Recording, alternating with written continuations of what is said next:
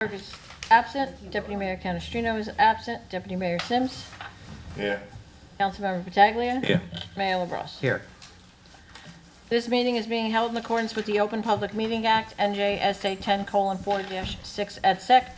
Notice having been published according to law with a copy on file in the city clerk's office and a copy posted on the bulletin board in City Hall. Okay, would everybody please rise for the flag salute?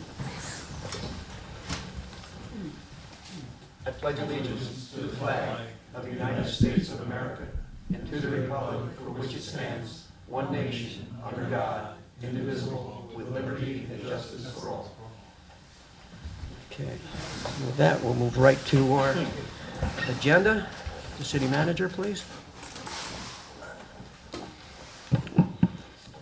Good evening, Mayor and Council. This is the Committee of the Whole agenda for November 12, 2019. First is a presentation of Stibe Park update from Darmafowski Engineering. Tom Donahue is here.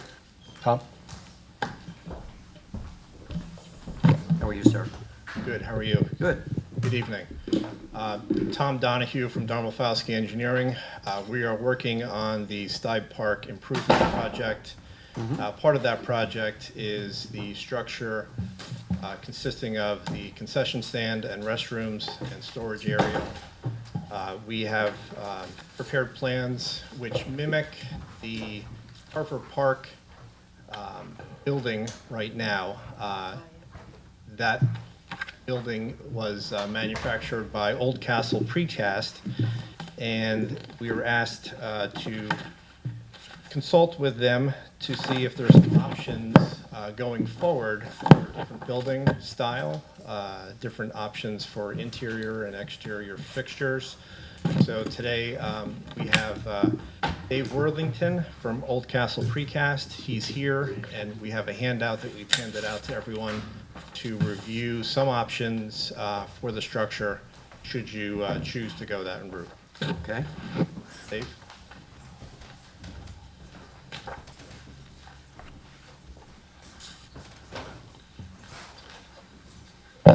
Good evening. In your packet, I've included several photos of other projects. In these photos, you will see different textures to the exterior of the building. Whatever is the decision is for the exterior texture, there is no cost difference, whether you choose a stone, lapboard, brick, vertical barn board finish. The cost difference is not does not exist. It is the same for any one of those options.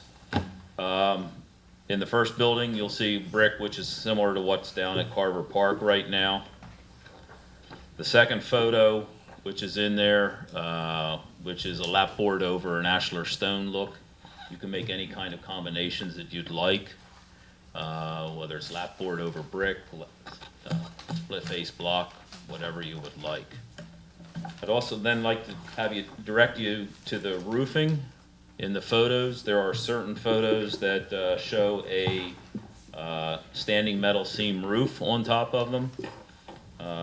In particular, the gray styled building does have a standing metal seam roof on it. The other option is the standard fiberglass shingles, 30-year warranty on them. Going back to the brick building with the Tudor look to it, those have a fiberglass or a resin faux slate shingle look to them. That option is an expensive option. It adds to a building your size, you're probably adding about $30,000 to it. But that's if you want the slate look for that building. As to the interior, it is a smooth texture on the inside. It's painted with Sherwin-Williams Treadplex. You can apply anti-graffiti coating to the inside. The cost of adding an anti-graffiti coating to the interior is in the neighborhood of about $5,000 for your building. The same can be said if you'd like the outside of the building have an anti-graffiti coating applied to it also. Okay? The only other decisions that you would need to make would be whether you want the plumbing fixtures to be vitreous china or whether you want them to be stainless steel. The difference between the two is cost-wise for your building is probably about an extra $10,000 to go to stainless steel. The advantage of using stainless steel is kids, anybody can jump on the front edge of them, and they will not break, they will not pull off of the walls. They're penal grade, meaning they come same fixtures that are used in prisons are used in these applications too. Vitreous china is cheaper. It is the standard, but it does have its tendency. Kids want to get in there and they want to break them off the wall. If they really want to do it, they can break them off the wall, but they can be replaced by just a standard fixture you can buy in any plumbing warehouse. In most cases, I would say probably 10% of the restroom buildings that we do have stainless steel fixtures. So vitreous china is prevalent and most common in those cases. Inside your packet on the left-hand side are a couple of different brochures which give you the choices of different colors. I've labeled them on the bottom. It says exterior colors because it is a stain that goes into the concrete.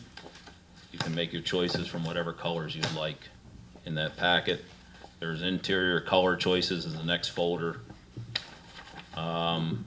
As to floors, typically it's an epoxy paint on the floor.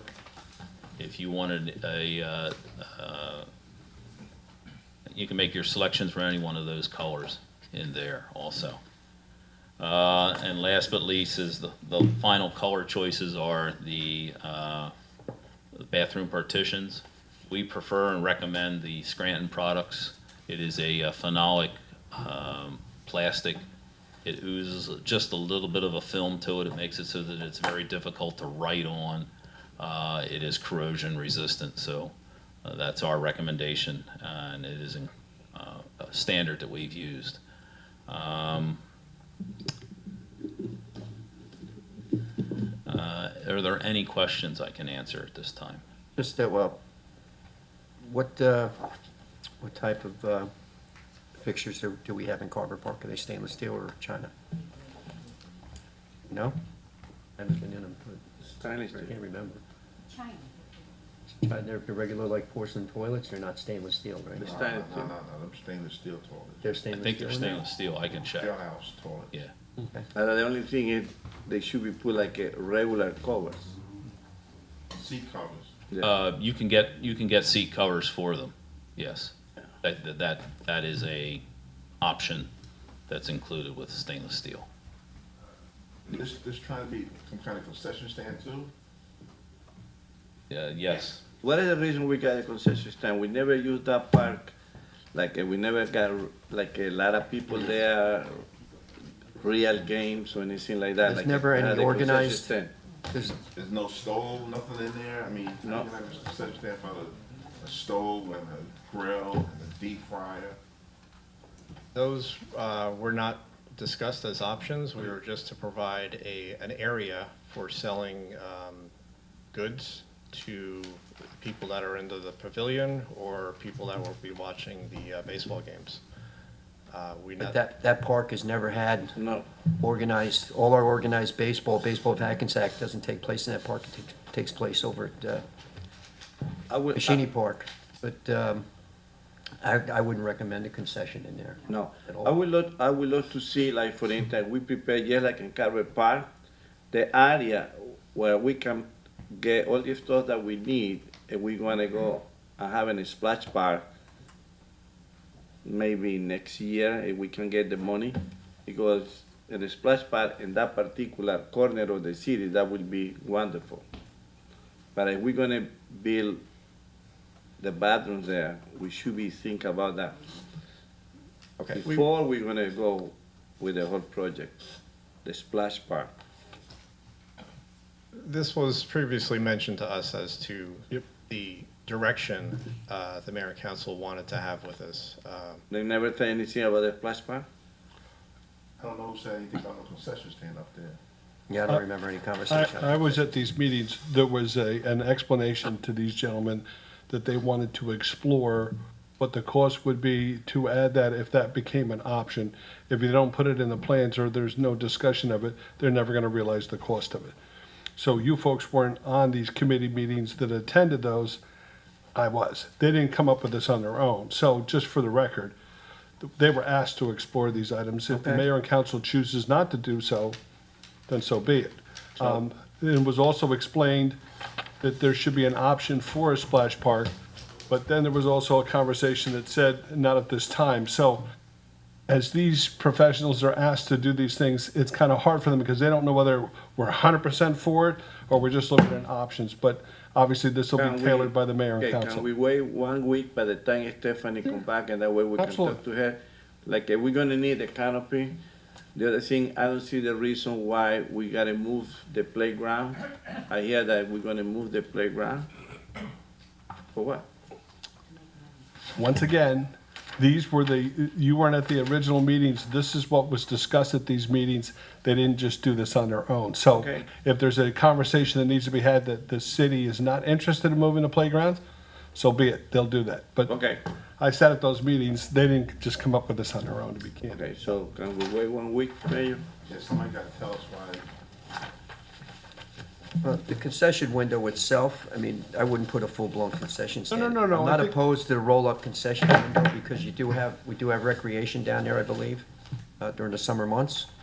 And then we might be able to utilize it for that, but I wouldn't make it a But full-blown these people, stand. the kids for the summer camp, they bring the food already They prepared. bring it, yeah, they Yeah, already. the thought was that they would have the ability maybe to sell hot dogs or popcorn or pretzels or something like that for people that are attending events there. There was never a conversation that we were gonna turn this never into got- a, no. I've been there 30 years, I never seen a vendor that we can sell hot dogs or something like that. That's more of just a neighborhood park that's used by Understood. local kids come and play basketball.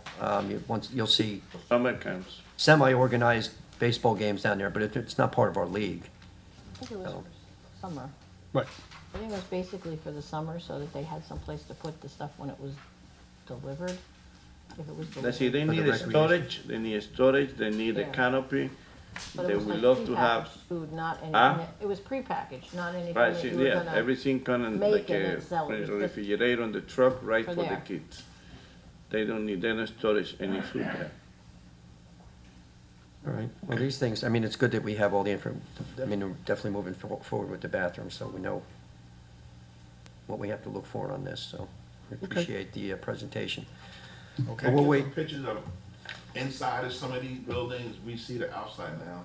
Some of the buildings you've done in the past. Yeah, so I can get you some pictures of those. We've also, locally, Riverside Park South, Riverside Park North in Burlington, in Bergen County, Park and Rec. Those are examples of buildings that we've done. So, Anyway, whatever you're gonna build is gonna be similar to Carver Park. Okay, so we got an idea how they're gonna look, yes, yes. okay? I just want pictures of insides of some of the other parks that we've done. Okay, And all the buildings are ADA compatible, correct? yes, they Yeah. are. Yes, they are. I'm looking, I was looking at the one picture, and I'm sure some of this stuff is Photoshop, but it shows the handicap doors, but then there's an 8-inch drop off the door path to gravel. So there's no way, Yeah. no way a wheelchair was getting in there. It was like, A lot of the Yeah. photos are photos we've taken when we've completed the project. Right, Not, it wasn't not done. once it finally Yep. gets landscaped and back out there again. Okay, all right, thank you. You're welcome. Thanks, Tom. Thanks, guys. Okay, number 2 is the thank you, sir. Number 2 is the discussion of the 2019-2020 CDBG grant. I have a memo here from Pete Blanos that identifies a submission to the Bergen County CDBG grant application on behalf of the city for resurfacing of Lodi Street. If you could please add this to the agenda for approval by the mayor and council, we would appreciate it. The amount for this would be $415,241.52. And I have a, How much is the grant for? Half? Matching? is it match or? It just all depends. It's not an automatic, The but total cost of the paving job is 425? what we are requesting is $415,241.52. Okay, So okay. CDBG money for us is money in the bank, so to speak, no pun intended.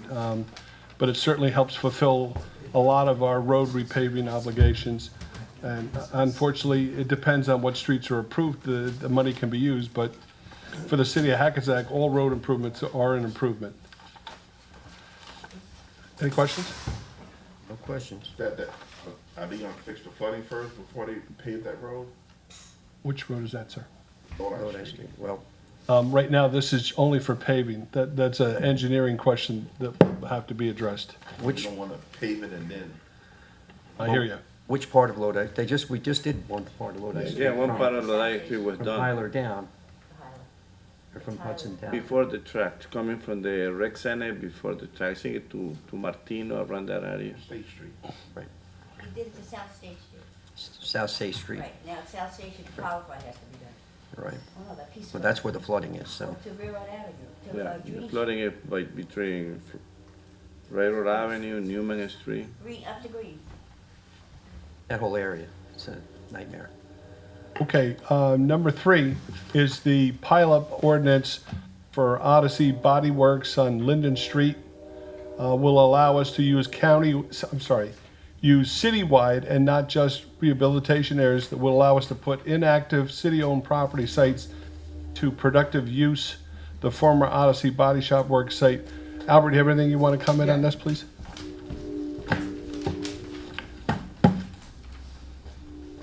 Thanks, Ted. Where's this located? Mayor, Council, yeah, I'll provide a brief background.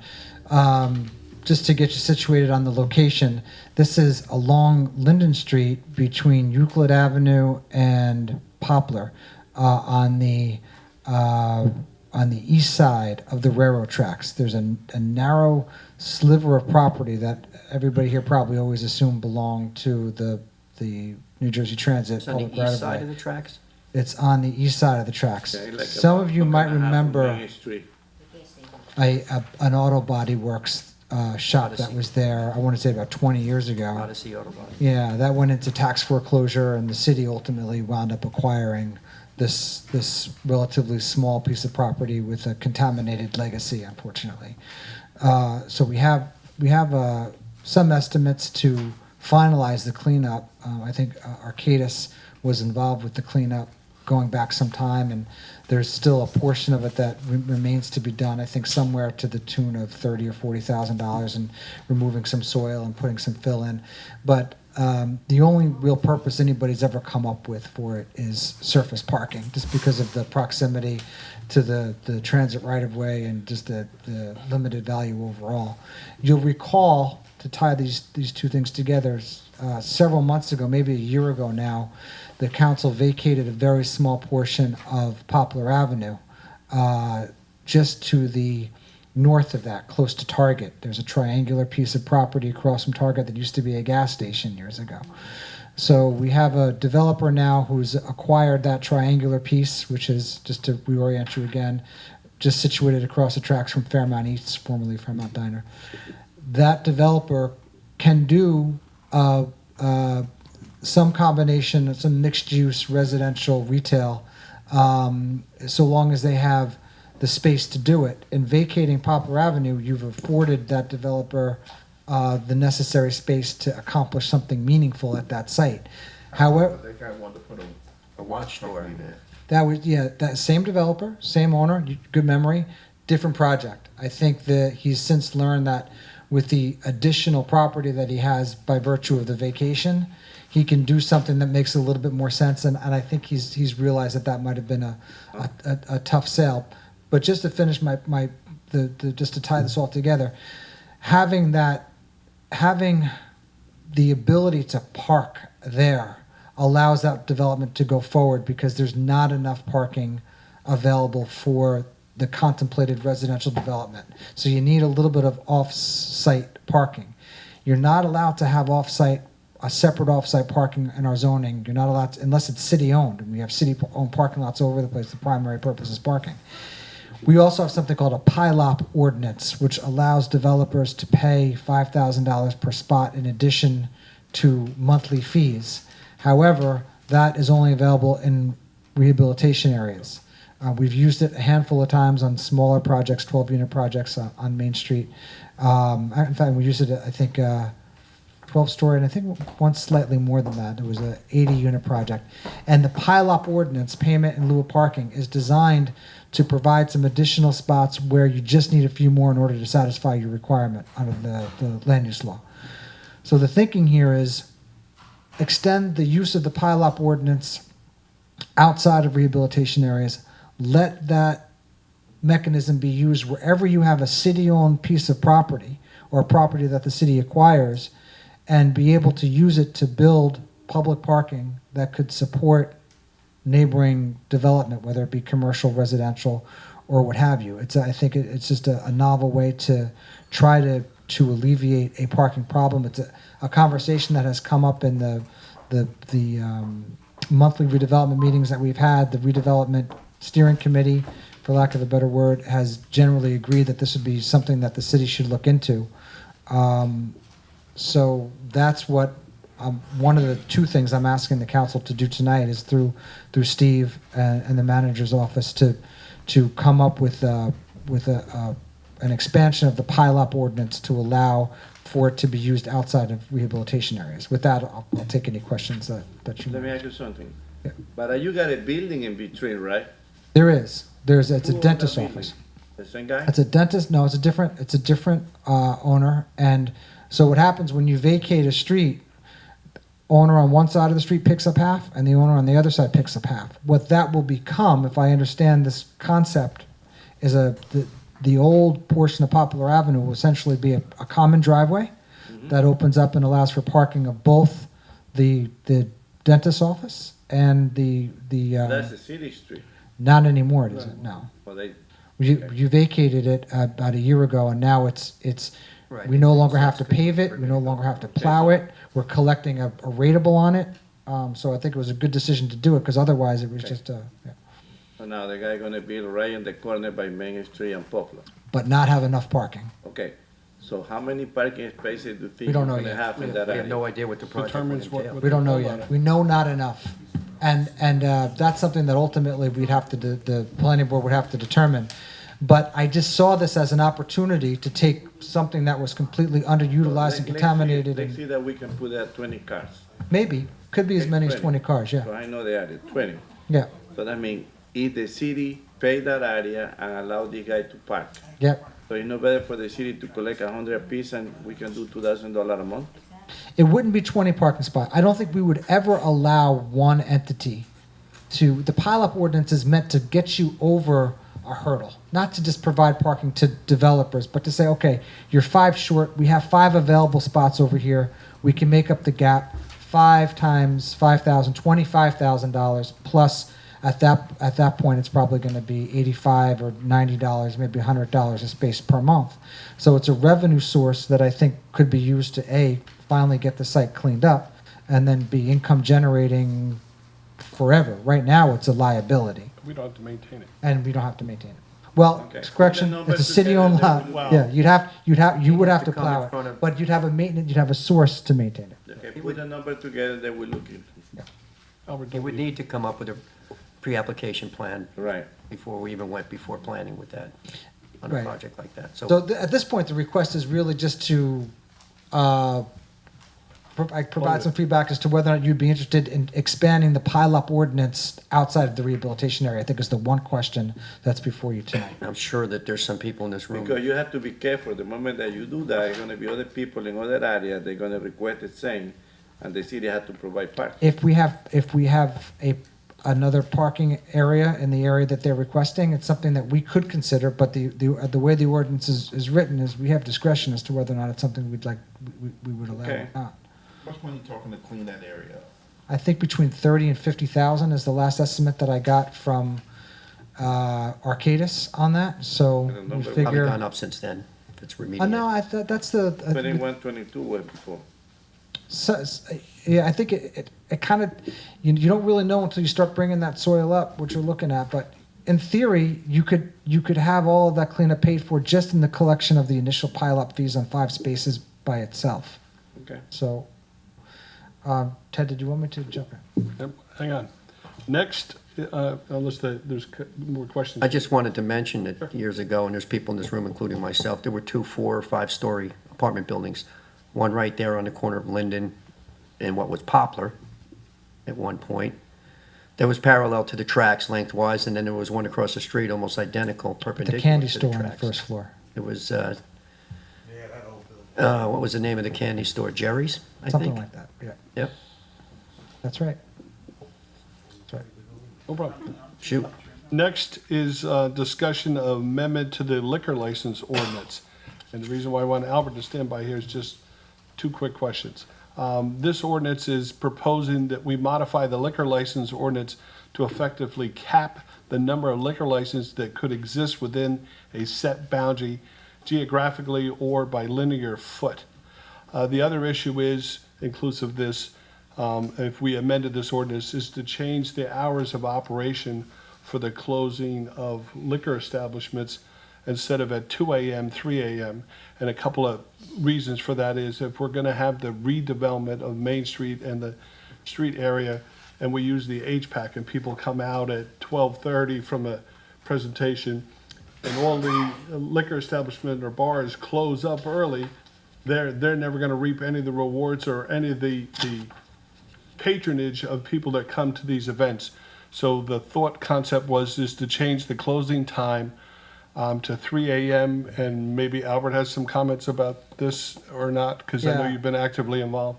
Thank you. At the last council meeting, you'll recall, you approved a transfer of a liquor license to Shops at Riverside, which now, Number 10. number 10. Number 10. So, and not to pick on Shops at Riverside, I think they're an important business community member in the city, and I think that there's a lot of value in having them there.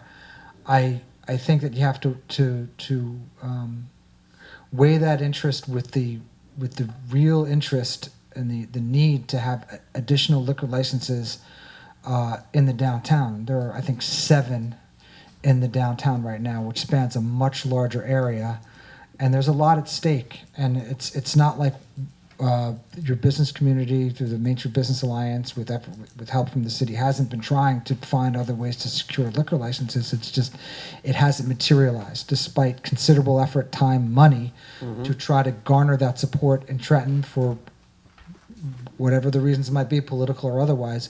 We have a shortage of liquor licenses. So, No, we don't. so I'll have to back up. clarify I'll back up. We'll say this. We have a based We on need population, liquor licenses. we need liquor licenses. No, More.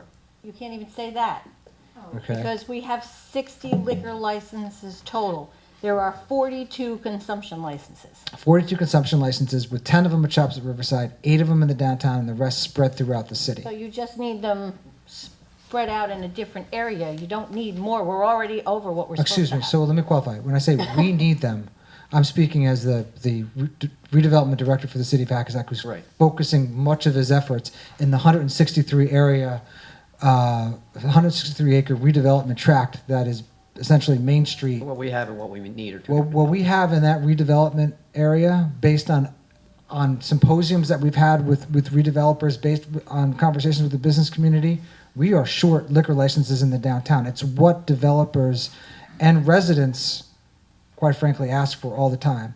And I think that if there is legal authority, and if we are authorized to do so by law, the governing body should seriously consider limiting the amount of liquor licenses that can exist within a certain geographic boundary, so that you have a vibrant market for other entities in the downtown or elsewhere that don't have the deep pockets that might exist in a gigantic retail conglomerate.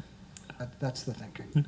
And you know, we have seen and done some research to indicate that there are jurisdictions that have done so, that they have limited, the geographic distribution of liquor licenses. I think even Hackensack has a provision, I know Hoboken does, where you have, like a 500-foot rule, where you say you can't cite a location within a certain vicinity of another location. So, there are things that can be done, but if the council, does believe this is something to be explored, because of other matters that I've handled for the city, I have a relationship with the Attorney General's office that deals with these, and, we can certainly consult with them as we would with any matter, confirm that they don't have any issue from their perspective, any conflict with state law if we do that. I don't think we do, because I think it's within our municipal jurisdiction, and then it would just simply be defining what it is that the council wants. I mean, obviously, existing licenses, just like the reason we have more licenses than perhaps our population would entail is because they are grandfathered. When the liquor license laws came into effect after World War II, existing licenses, you were able to keep them, which is why places like Hoboken and Jersey City and Hackensack and older communities have more licenses than they would if by the population under the law alone. Certainly, I think we would have the ability to, determine what we'd want to do and go forward and do that. It's just a question of really defining it and not making it less than whatever is there, and possibly including pocketed licenses, because I understand there may even be a pocket license or two at that facility. You would cap it as is, and then, look, if another restaurant wanted to open in that vicinity, they would have to purchase a license from an existing license holder, which happens all the time. Here lies the problem. You have Riverside Square, those stores are major labels, major brands. They can afford upwards of $600,000 per license. So let's take a local bar. I think one just went out of business by me, Home Plate. I'm sure that license is going to be up for sale possibly. There's nothing stopping them. The smaller restaurants that are going to go on Main Street are going to have a hard time dealing with a $500,000 or $600,000 price tag for a liquor license. It's just, and what's causing that number to go up like that is in fact Riverside Square with some of these businesses that can afford to pay it because they pay that money without blinking an eye, all right? Whereas, a smaller restaurant of 50 tables or something like that in downtown, that's a heavier lift for them. And, I've been very vocal on liquor licenses from the beginning. I thought the right route to go with Riverside, I think going the liquor permit route was great, and we should keep pursuing that. But those liquor licenses, that building should have been umbrellaed down to several licenses, and they should have had to release them. You look at Teterboro Landing, I believe there's one license, and I think there's four businesses selling liquor out of that place. So, and, it's all about connections in Jersey, and that's how that happened. But, to have 10 liquor licenses in one building, that's one building when you look at it, is just crazy. It's killing us. I had this conversation with Simons when they were redeveloping over there, redoing the mall. I said, you guys are really, we need some of these liquor licenses, but to no avail. They just kept buying them up. And they own quite a few of the liquor licenses out of the 10, I believe. So 2, that's it? the mall right now, actually, one of them, I think, yeah, there's 2. There's 2. So two of those licenses, the mall owns themselves. Yeah, it's a So they holding use that- company, I One is understand. the theater. Liquor licenses today are a protected investment by the government. If you buy a liquor license, the chance of it going down are very slim. If you bought $500,000 in stock today, you might be broke tomorrow. That's just the way it is. But with a liquor license, it's protected. There's a big lobby in Trenton protecting them. We've run into it trying to get this other bill passed. But, if this is going to slow them down from keep buying all the liquor licenses, we just make sure it's legal, I say we do it because they'll just keep buying them. Thank you, Mayor. There'll be all restaurants there sooner or later. Yeah. I'll work with the manager's office, his direction with council, and we'll try to come up with an ordinance that we can present to you that makes sense. All right, Okay. onward. Next is a resolution for East Anderson Street Cedar Lane Bridge Study. The bridge apparently is in disrepair. I guess that's an understatement. That's an understatement. So this is a resolution supporting by the city of Hackensack that the council hereby support the preliminary preferred alternative 5B2, complete bridge replacement of East Anderson Cedar Lane Bridge with a fixed bridge structure over the Hackensack River with a cross-section and alignment noted above. Okay. I think This is just a resolution. This is a supporting resolution it. supporting We're not it. paying anything for it. My guess is this will be federal funds. Yeah, it's federal and state money and some county money, but we're just supporting them doing it, but it's a long time overdue. The buses haven't been on that bridge and it's gotta be 5 years now. What about 10? So, There's no Long questions. We get to the absolute best part of this whole agenda would be the best practices discussion. I look forward to this every year for the state, and Jim, once again, is excited to present, and he even brought Frank, our auditor, to share in the exuberance of the best practice. Yeah, you've been waiting. You really gotta talk it up, because it's excitement. I'm gonna ask if you could wait a little bit longer. The agenda calls for a discussion of the best practices checklist, followed by a discussion of the 2018 audit. Is it, if it's okay with you, we'd like to do the 2018 audit first. Sure. Because the auditor has another, council meeting he has to go More to. excitement? I can do that. All right, no problem. Okay, As so. long as you're not triple billing. So we're in receipt of the 2018 annual audit. This is the state of the finances as of December 31st, 2018. Mayor and council have all been given copies of the audit as well as the corrective action plan. Let me just say this, that in my opinion, it's a very, very good audit. We did a lot of work in 2018, particularly in the area of the general capital fund. Specifically with the restructuring of our debt, which was the bond sale that we had in April of 2018. You recall 2017, we spent a lot of time cleaning up the old trust funds. 2018 was spent really cleaning up the general capital fund, and it's reflected. It's a very good audit. We have one comment and recommendation. Just by way of history, recall in the last year, the 2017 audit, we had 5 comments. The year before that, in fact, for the 2 years before that, we had 8 comments. And as recently as 2014, we had 19 comments. This year, we're down to 1 comment. The 1 comment has to do with the ongoing work with our developers escrow fund. Developers escrow is roughly about a $2.3 million fund, made up of about 420 separate accounts. Each one of these accounts needed to be reconciled. Each one has its own bank account, its own bank statement. In 2018, we finished the reconciliation. We finished the accounting of it. The final comment in the 2018 audit has to do with the fact that now what we need to do is dispose of the older, the dormant escrow accounts. So you've all been given a copy of the 2018 corrective action plan. It was easy to write this year because it was only 1 comment. And later on at the business portion of the meeting, you'll be adopting the resolution to accept the corrective action plan. And that's about all I have to say on the audit. I'm going to bring the auditor, Frank DeMaria, up in a minute to say 1 or 2 things about the audit and answer any questions that you have. Okay?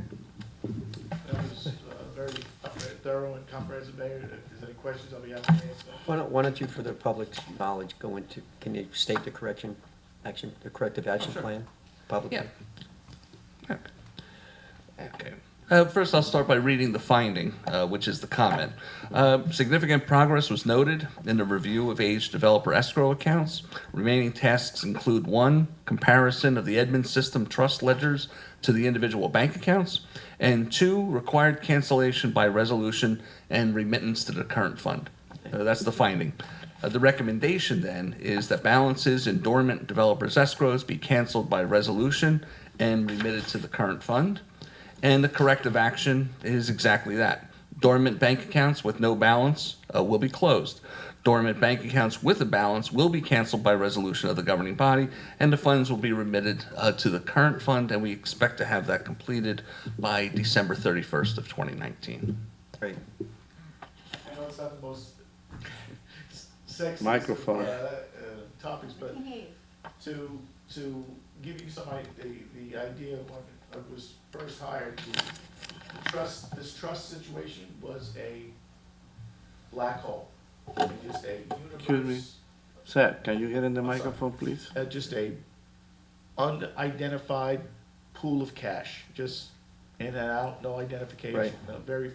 This is some task that they've undertaken. I thought it would take at least 2 years to get cleaned up. They're at least 6 months ahead of schedule than my estimate. So they're doing a very good job, but this is a bear, this task, this cleaning up trust account. This is going back 20, 30 years. This is old stuff.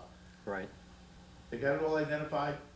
Last 2 steps, button it up, get it over to current. If anybody shows up after the fact, we'll gladly give them the money back. We'll pay them out of current instead of trust. That's Right. This is one final note. We received complete cooperation from the employees and all the department heads during the course of the audit. These 2 gentlemen, fantastic job they're doing, tremendous progress, tremendous forward motion. Support them and give them the tools they need to continue this progress, so get these last couple of things cleaned up. Great. Thanks. Awesome. Frank, thank you very much for your comments. I just want to add that when we went through our goal-setting meeting, these goals were identified by Jim, and also to address the governor's toolbox here to make this all happen. And as I teased when I said that Jim's going to come up and we're going to have this very, very exciting chat about the city's finances, but in reality, this city has transformed itself financially. I wasn't here for the initial, we're going to jump out of buildings here because we had all these tax appeals that weren't addressed, but the city has, in short order, rectified its books, rectified its funds. We're now presented with some surplus issues that weren't in place, and the city will continue to succeed in its basically reestablishment and a makeover of its parks, its services, and its community. And I'm happy to be a small part of this. Yeah, if I can just add, because the city manager is correct. In the goal-setting session that we had, one of the goals of the finance department was to eliminate all repeat audit recommendations, and that's been done. Okay, so we've accomplished that goal. Good. Awesome. Thank you. Great presentation. Thank you, Great guys. explanation. So Jim, are you completely done? Yeah, Frank's Okay, done. okay, Frank, thank you so much. Frank, take care. Thank you, sir. We'll see you soon. Oh, yeah. Okay. Then now what we'll do is we'll talk about the 2019 best practices inventory. This is done every year, September, October. This is a program, just by way of background, started back in 2010 under the Christie administration, where the state identifies a number of best practices. They're not just financial. They have to do with budgeting, with personnel, with a variety of different topics. The state identifies the best practices, and then the municipality is supposed to do an inventory of which ones we follow, which ones we don't. If you don't follow enough of them, you lose a portion of your state aid. Okay? Don't do enough of them, you theoretically could lose all of your state aid. Okay? We did the inventory. It was completed and submitted on October 30th, which was the deadline. And one of the requirements is that we need to review the results, and that's what we're doing now. Hey, I had sent a memo to the mayor and council with all of this information, but I just want to announce it publicly. We scored this year in 2019 39 out of a possible 46. One of the problems I have with the best practice inventory is that they change it every year. So it makes it very difficult to compare one year to another, okay? 39 out of 46 equates to about an 85%. And that is typically where Hackensack falls. We're usually in the high 80s, low 90s, okay? So an 85 is consistent with where we have been. There were a total of 86 questions in the inventory. Last year it was 50. Of the 86 questions, though, only 54 of them actually count toward the scoring. And of those 54 questions, we answered no to 9 of them. Okay, no, 9 of them, in other words, were best practices, either that we don't do here or that we weren't doing at the time of the inventory. Of those 9 no answers, 5 of them have either already been corrected, but they weren't in place at the time of the inventory, or they're in the process of being corrected. Okay, of the other 2, of the remaining 4 of them, 2 of them. Wait 1 second, let me get this right. Yes, 2 of them. Well, let me say this: of the 8, I'm sorry, of the 9 no answers, 5 of them are in the process of being addressed. One of the questions has to do with the personnel manual, which we're working on right now, and a number of the best practices involve certain personnel policy that are going to be implemented when we do this personnel policy, this personnel manual. Those will be corrected. 2 of them, quite frankly, in my opinion, aren't necessarily best practices. For example, our Department of Health is not actively seeking to do an interlocal agreement where we're providing health services to another community. Okay? State considers that to be a best practice. I don't necessarily agree with that. Another question had to do with zoning or master plan changes to address resiliency after an extreme storm event.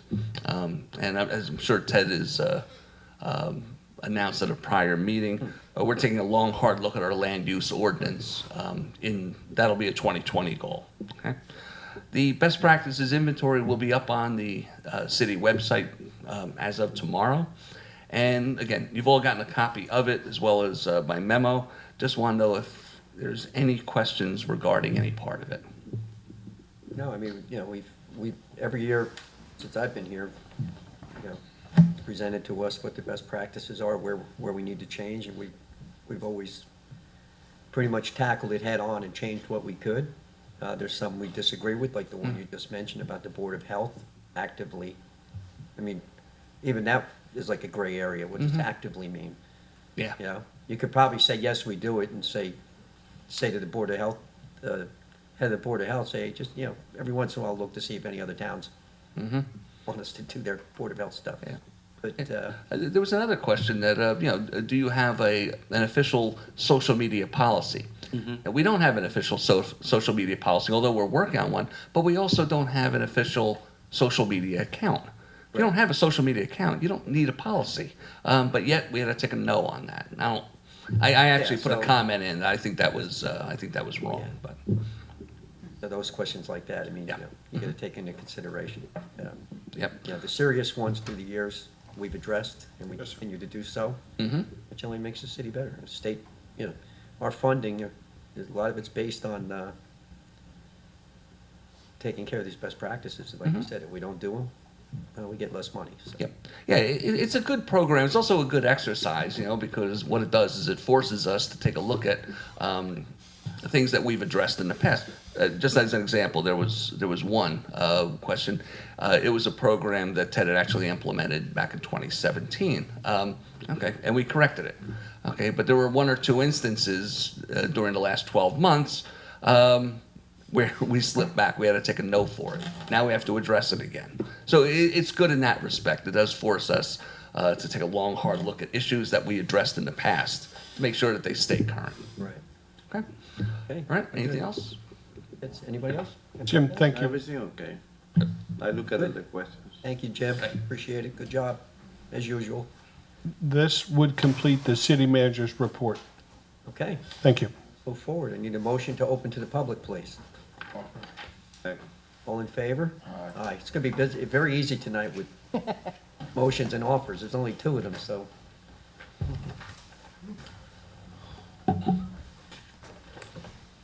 You're up, sir. Full house tonight, huh? Yeah. Gary Tizano, Fairmount Avenue, Hackensack. Listening to the plans that I was aware of anyway on the Stein Park, it's very encouraging that we are going to move forward with major improvements for that area. A while back, after the debate on the dog park back in the summertime, and Ted was good enough to have the city officials come to Stein and meet with the neighborhood residents and listen to their concerns. After the dog park issue kind of went away, Deputy Mayor Canestrino asked what we could possibly do in that area. So Joe Summers is here tonight, and myself, I said, you know, maybe we should look at maybe taking the asphalt out of that back of that park area and make it an area that we can use again. You know, it used to be an ice skating rink, and they had lights there and such. There may have even been some basketball courts, and now, probably for the last 6 or 7 years, I know the city has been trying to put the snow from maybe Main Street or whatever in there. But we feel that as an environmental commission, and we also started a subcommittee led by one of our commissioners, Pedro Del Vecchio, and there are people from that neighborhood on this commission, as well as Shade Tree and Environmental. We came up with some ideas on what we could use that area for, and we felt that maybe we could make it a Serenity type of park, in contrast to what the other area would be for younger people in the park. So what I'm asking for tonight is somewhere down the road, hopefully soon, that we have some time at a CAL meeting to make a PowerPoint presentation on what we came up with our ideas. And hopefully we can move forward on that. Riverkeeper's behind us on this, ready to give at least a $20,000 grant for trees and volunteers and such. But we'd like to make that presentation, not carry it out here. It was only 3 or 4 minutes. So the commission asked the council to hopefully give us some time at a soon CAL meeting. Thank you. That's all I have. That should be fine. I mean, Yeah. I don't think Stephanie or Deputy Mayor Canestrino are gonna oppose that. No, so- well, formally, that's what we're Yeah, asking, so I thank you for that, just to consider. And let that's us what you know. guys are there for, so. Yeah, to that's advise fine. us of. We have some work pretty you- good ideas. I think everybody's gonna be. Show us your ideas, receptive so. that, it's good for that type of park. So I would just ask, Deborah? Debbie is the secretary of the mayor and council, just go to her and she'll, we'll list you on the agenda for a CAL meeting, just give us some notice when you have, and we'll get you scheduled. and we'll- It's up to when you can get it in, we know the business at hand, so. When's- The next meeting is December 3rd. Yeah, because there's only one meeting this month, because. I know it's I tight, do. I know So- that. Okay, December 3rd? thank you, everybody. December Yeah, 3rd. December 3rd. That's right, the second's the tree lighting, you're right. Anybody else from the public?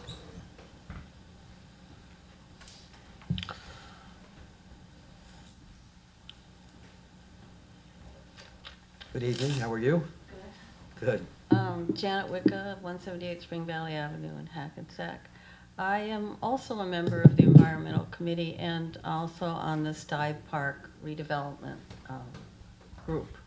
And we've been progressing with our plans, and the Riverkeepers have a young woman who's already planned for us to get approximately 400 trees for free through a grant that she's applied for. So we've moved quite a bit ahead, but we're looking to get some kind of start before, I guess, it snows. Right. And our thought was to have the pavement removed if we could get something going on that prior to. Well, we'd have to sit down, number one, the city manager would have to look into that with the DPW and Yeah. some other issues on that. Some kind but, of money estimate, and we were hoping that some of the money for that grant would go towards at least the preparation of the land for us to be able to, put down what we could even get in grants and stuff too. One of the biggest issues we have is, where's the city putting the snow?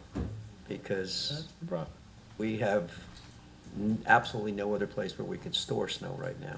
So, I mean, I thought of the parking lot that's before it. The well, parking lot that's we need along. to, it can be done, we just need a plan. Yeah. So we have to you know. But right now, with winter basically It's upon us knocking on and our cold door. weather, we Yeah. just can't, you know, Yeah. we can't tell people we're not gonna plow your streets because we have no place to put it.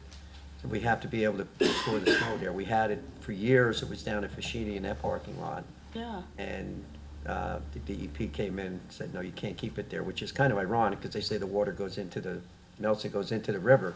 Well, all the water that melts anywhere goes into the river, Goes into through the the storm sewers. So, along with oils from cars and salts and everything else. But that said, this is something we're going to have to sit down and talk about more.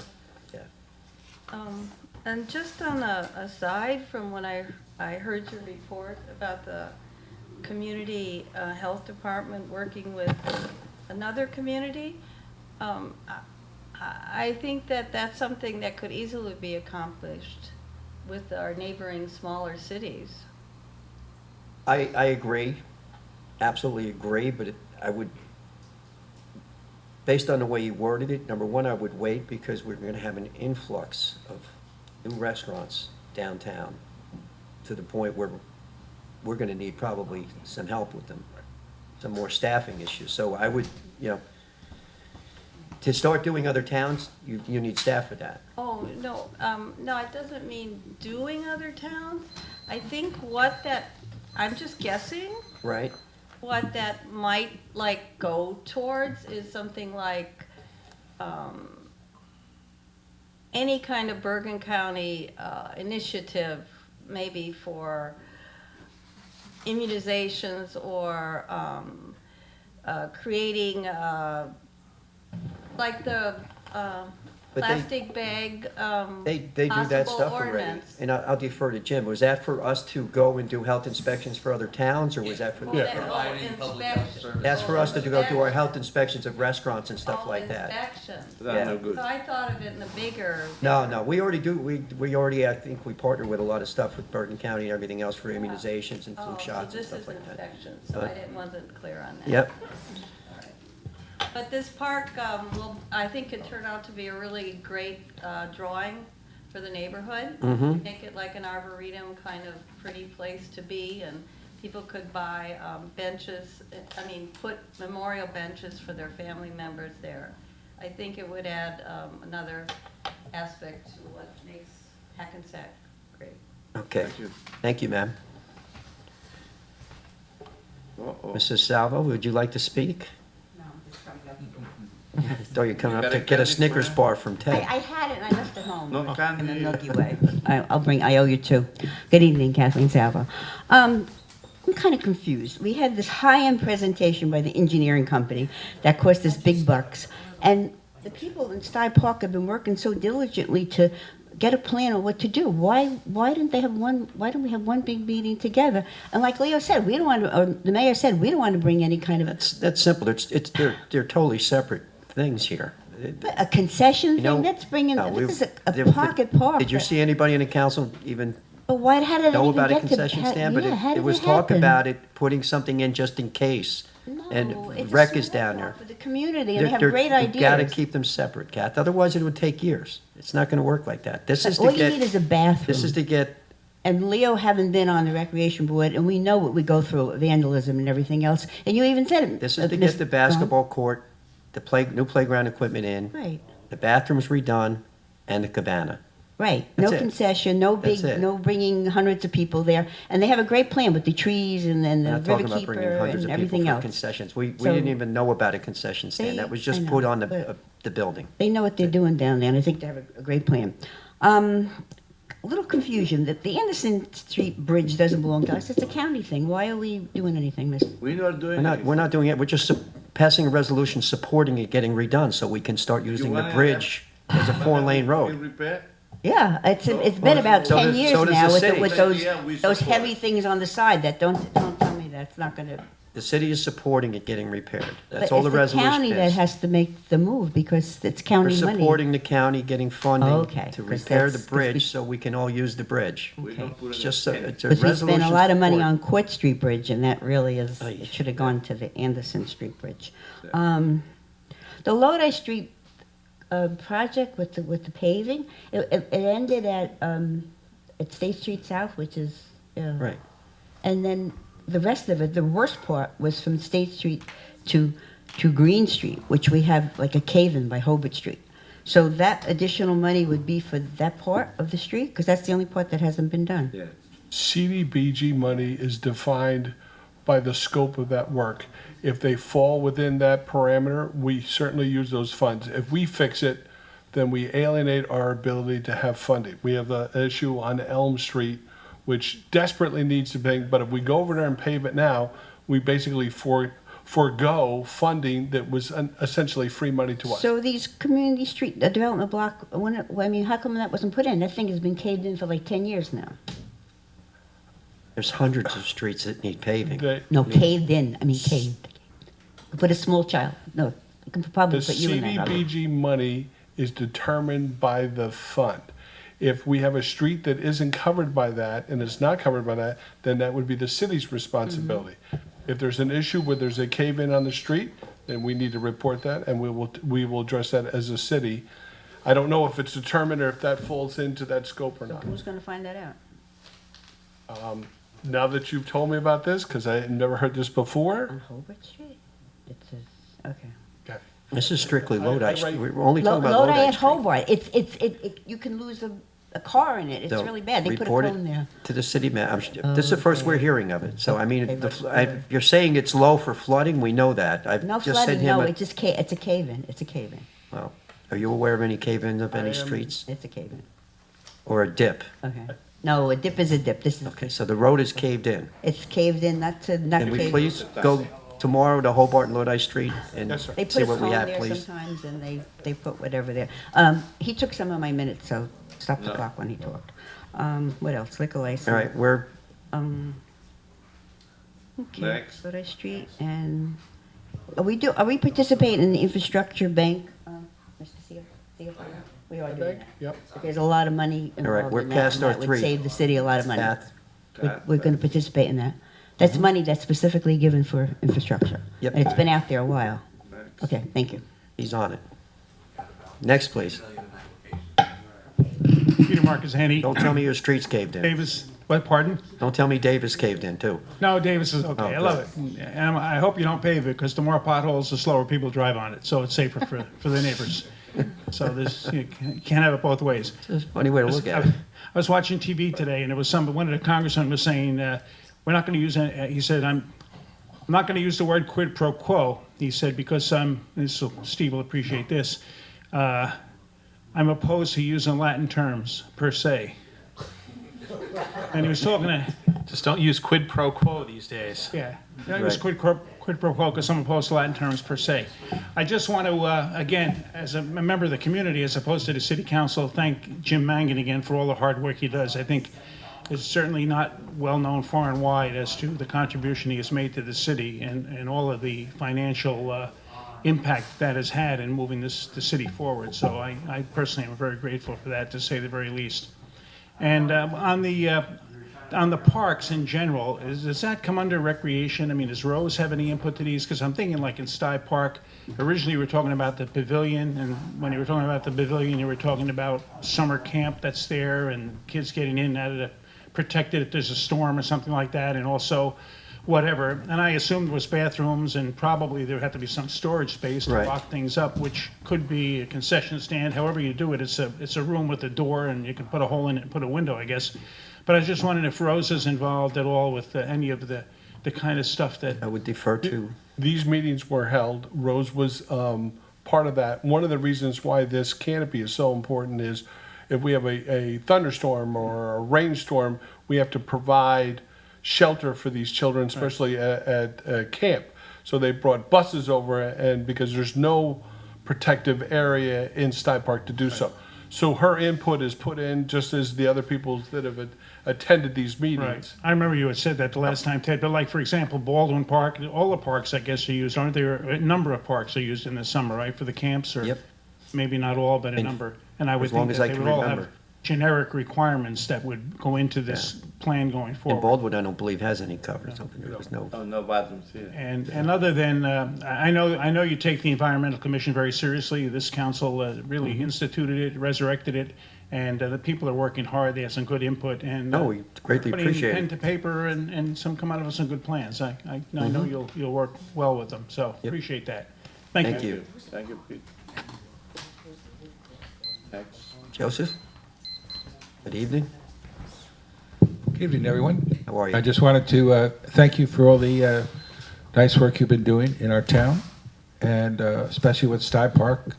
We've been working with Gary Tizano and the Environmental Commission and helping them set things up so it's a beautiful park for our town. And thank you again. We appreciate it. Thank you for listening. Thank you for your good work and their time and effort. Thank you, sir. Appreciate it. Anyone else from the public? Seeing none, I need a motion to close. Second. All in favor? Aye. None opposed? Need a motion to go into closed session? Second. All in favor? Aye. None opposed. Whereas the mayor and council of the city of Hackensack deem it necessary to discuss certain actions under section 7B7 and 7B8 of the Open Public Meetings Act, which pertains to matters falling within attorney-client privilege, ongoing litigation, and personnel matters concerning the employment of a current or prospective public employee. Whereas the mayor and council of the city of Hackensack is of the opinion that such circumstances may presently exist. And whereas the mayor and council wishes to discuss the following issues: personnel matters, ongoing litigation, matters involving attorney-client privilege, matters involving the purchase, lease, or acquisition of real property, any pending or anticipated litigation or contract negotiations. Now therefore be it resolved that the mayor and council of the city of Hackensack deem it necessary to exclude the public from this discussion. The outcome of the discussion will be disclosed within 90 days or at such time as the interests of the city do not require confidentiality. Well, we have a resolution on the Candela matter tonight, so I'll briefly discuss that. That's the only case that I have anything particular to speak about, but of course, if the council brings up any further cases, I will announce same at the end of the closed session. That's it. Okay. See everybody in about 45 minutes, 50 minutes. Good evening, everybody. Need a motion to come out of closed session. Offer. All in favor? Aye. Motion to close the cow meeting. Offer. All in favor? Aye.